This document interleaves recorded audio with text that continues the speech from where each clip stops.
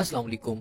Dialysis एक ऐसा medical procedure है जिसके जरिए ब्लड में मौजूद वेस्ट मटेरियल्स और एक्स्ट्रा फ्लूइड्स को बॉडी से रिमूव किया जाता है। ये प्रोसेस उन पेशेंट्स में परफॉर्म किया जाता है जिनके किडनीज किसी वजह से फेल हो चुके होते हैं। नॉर्मली हमारे किडनीज हमारे ब्लड से वेस्ट प्रोडक्ट्स को रिमूव करके यूरिन के रास्ते बॉडी से एक्सक्रीट करवाते हैं। मगर जब हमारे किडनीज किसी इन्फेक्शन या किसी और वजह से नकारा हो जाएं, तो हमारी बॉडी में वेस्ट मटेरियल्स इकट्ठा होना शुरू हो जाते हैं, जो कि अगर बॉडी से बाहर ना निकाले जाएं, तो डेथ का बाहिस बन सकते हैं।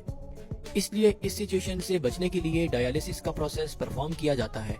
वैसे तो किडनी फेलियर के पेशेंट्स के लिए बेहतरीन ट्रीटमेंट किडनी ट्रांसप्लांट है, मगर क्योंकि किडनी ट्रांसप्लांट के लिए प्रॉपर डोनर का मिलना बहुत मुश्किल होता है और डोनर के वेट में काफी अरसा लग जाता है, इसलिए पेशेंट्स को डायलिसिस का प्रोसेस रिकमेंड किया जाता है। डायलिसिस की दो टाइप्स हैं। Number 1 haemodialysis, number 2 peritoneal dialysis.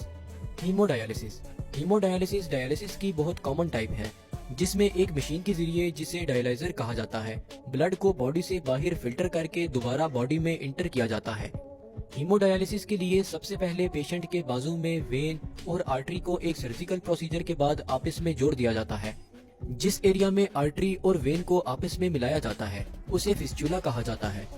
इसके बाद दो नीडल्स की मदद से फिस्चुला को मशीन के साथ कनेक्ट कर दिया जाता है।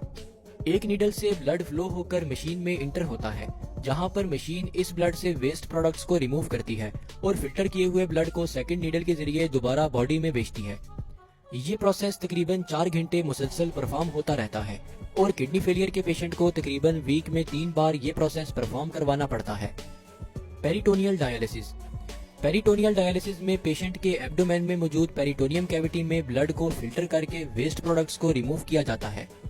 किडनी की तरह पेरिटोनियम कैविटी में भी स्मॉल ब्लड कैपिलरीज काफी मिकदार में होती हैं। पेरिटोनियल डायलिसिस में पेशेंट के एब्डोमिनल रीजन में कट लगाकर एक ट्यूब यानी कि कैथेटर को पेरिटोनियल कैविटी में इंसर्ट कर दिया जाता है। ये ट्यूब बॉडी से बाहर एक बैग के साथ अटैच होती है और फिर एक क्लींजिंग फ्लूइड, जिसे डायलाइजेट कहा जाता है, पेरिटोनियल कैविटी में इंसर्ट कर दिया जाता है। ये फ्लूइड पेरिटोनियम में मौजूद ब्लड कैपिलरीज से वेस्ट प्रोडक्ट्स को एब्जॉर्ब कर लेता है और फिर इस एक्स्ट्रा फ्लूइड को सेम ट्यूब के रास्ते बैग में ड्रेन कर दिया जाता है।